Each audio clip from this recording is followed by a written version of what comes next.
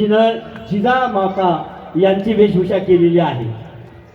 विजयासारखी तलवार चालून गेला आणि धड्या छातीने हिंदुस्थान हलवून गेला.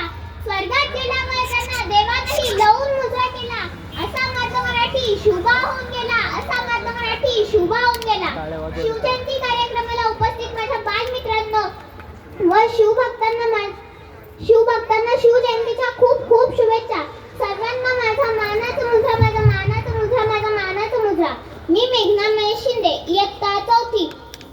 आज मी तुम्हाला शिवजयंती प्रसंगी मी जिजामाता बोलते या विषयावर बोलत आहे, कारण मला बोललंच पाहिजे.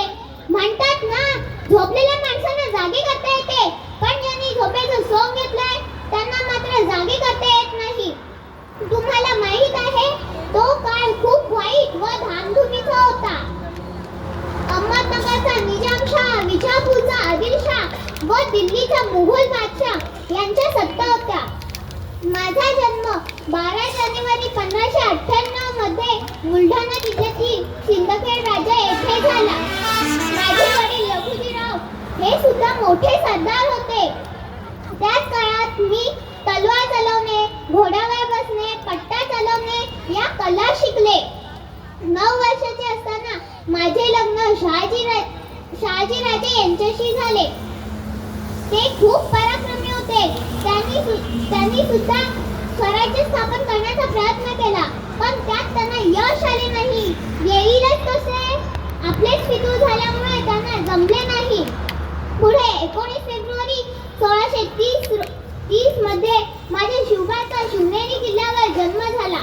मला आनंद झाला, कारण माझे स्वप्न माझा शिवबा पूर्ण करणार. येथे उपस्थित माता माऊल्यांनो व माझ्या भगिनींनो, मी माझ्या लेकराला झुलवताना अंगाई गात नव्हते. टीव्हीवरच्या सासू सुनाच्या मालिका असणाऱ्या दाखवत नव्हते, पोगो कार्टून नव्हते दाखवत, तर मी त्याला रामाच्या आणि कृष्णाच्या, भीमाच्या आणि अभिमन्यूच्या गोष्टी सांगत, ज्ञानेश्वरांचे, नामदेवांचे अभंग म्हणून दाखवत. ते ओसाड पडलेली गावं, किड्या मुंग्यांसारखी मरणारी माणसं, ओसाड पडलेली शेते मी त्याला ऐकत होते. स्वराज्याचे स्वप्न मी त्याला ऐकत होती. शिवबा, तू राजा होशील असे मी नाही म्हणाले. शिवबा, तू जनतेचा राजा होशील